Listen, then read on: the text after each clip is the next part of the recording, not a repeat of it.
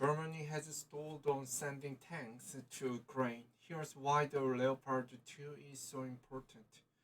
Experts say the fast and fuel-efficient Leopard tanks would greatly bolster Ukraine's military effort. CNN: Germany failed to reach agreement with its key Western allies on sending Leopard 2 tanks to Ukraine, despite the growing pressure from NATO and Kiev to step up its military aid ahead of the potential Russian spring offensive.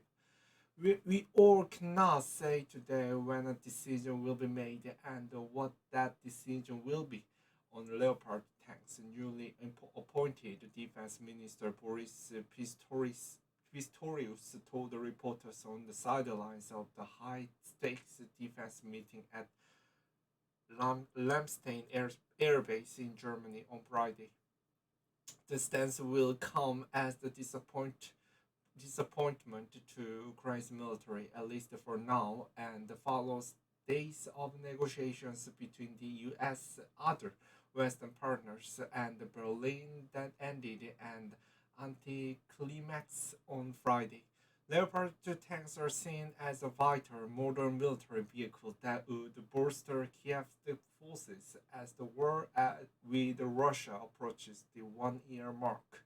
But Germany has batted back claims it is dragging its feet on providing military support to Ukraine and has called on the US to send its own tanks across the Atlantic and into Ukraine. Here's what you need to know about the Leopard 2 tanks, the geopolitical squabbling around them, and why they are so important to the war in Ukraine. What has Germany decided? Germany has been expected to announce the decision on sending Leopard 2 tanks to Ukraine on Friday, but instead said it needed more time. As far as the delivery of the Leopard is concerned, there is no anonymous opinion. Pistorius told the reporters on the sidelines of the Lamstein meeting. There are good reasons for the delivery, and there are good reasons against it. And given the overall situation of the war that has been going on for almost 1 year now, all the pros and cons have to weighed very carefully, and the assessment is explicitly shared by many allies, he added. Pistorius said he had instructed officials to carry out the audit of Germany's stocks of Leopard 2 tanks, so the country can move quickly in the event of the positive decision. German Defense Minister Boris Pistorius met with the U.S. counterpart, Secretary of Defense Lloyd Austin, and Ukraine's Defense Minister Oleksiy Reznikov at the Lamstein Air Base on Friday. Pistorius was also only appointed defense minister on Thursday, but his first hours in the job were dominated by calls from the US and other NATO partners to greenlight the shipment of Leopard 2 tanks. US Secretary of Defense Lloyd Austin had planned on pressing the Germans to allow the tanks to be transferred to Ukraine during his meeting with Pistorius on Thursday. This would give Kiev the capability in the crucial moment to counter any potential Russian spring offensive, a senior US defense official said ahead of those talks. Nonetheless, a meeting of Western allies in Germany on Friday failed to push Berlin over the line. Why is Berlin at odds with NATO allies? A number of European countries have pledged to send tanks to Ukraine in recent weeks, but before joining them, Germany wanted the US to join the fold by sending its own M1 Abrams tanks. CNN reported Friday that German officials indicated they wouldn't send their Leopard tanks to Ukraine or allow any other country with the German-made tanks in their inventory to do so, unless the US also agreed to send each M1 Abrams tanks to Kiev. They have us over a better, a senior Biden administration official told CNN Thursday, adding that the Germans are demanding tanks for tanks and not buzzing on considering any other offers the US has made to suffer Berlin to send the Leopards. When asked about the issue during the interview with the German public broadcaster ARD Thursday, Pistorius said he was not aware of such an arrangement. German government spokesperson Stefan Habestate said at a press conference Friday that at no time was there an agreement or a requirement that the one had to take place so that the other could take place. But Berlin's refusal to commit to sending the tanks is openly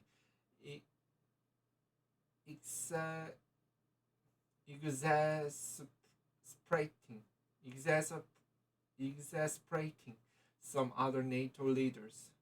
Power Jablinski, Poland's deputy foreign minister, said in a radio interview with the RMF on Friday morning that Germany has a fundamental problem with the plan, and the Polish Prime Minister Mateusz Morawiecki Morawiecki said the day before that on military aid, the ones that has been the least proactive so far are the Germans. We have talked hundreds of times about the shortage of weapons. We cannot go only on motivation. Ukrainian President Volodymyr Zelensky said during a virtual appearance at the World Economic Forum meeting in Davos on Thursday. In an apparent swipe at Germany's stalling, Zelensky added, "There are moments when there is no need to hesitate. When people say, 'We will give you tanks if someone else does.'" Why are Leopard 2 tanks so important? 13 European countries, including Poland and Finland, are already in possession of modern German Leopard 2 tanks, which were introduced in 1979 and have been upgraded several times since, according to the European Council on Foreign Relations think tank. Many of them have agreed to re-export some tanks to Kiev, but require Germany's permission. Representatives for those countries that own Leopard tanks met on the sidelines of the Ramstein meeting, according to the Portuguese Ministry of Defense. In total, there are around 2,000 Leopard tanks vehicles spread across Europe at different levels of readiness. Each tank contains the 120 mm smoothbore gun and the 7.62 mm machine gun. It can reach speeds of 70 km per hour or 50 km per hour when off road, making maneuverability one of its key features. And there is all-around protection from threat, including improvised explosive devices, mines, or air tanks fire, according to its German manufacturer Krauss Maffei Wagner. A vast number of units already based near Ukraine, and the Leopard relatively low maintenance demands compared to other models lead experts to believe the tanks could help Ukraine quickly. Experts say German's Leopard 2 tank pictured is better suited for Ukraine's military and easier to access than US Abrams models. Leopard 2 is a modern, well-protected main battle tank with good sensors. Jack Watling, senior research fellow in land warfare at the Loyal United Services Institute, called the RUSI, told CNN, It was originally designed to be maintained by conscript and is therefore simply to keep in the fight than some other NATO designs like a Challenger 2. There is also existing production line to keep a Leopard 2 supplied with the spare part. Leopards, meanwhile, they run on diesel like Abrams, which makes their fuel consumption more efficient and reduce the number of the fuel tanks required to support the battalion.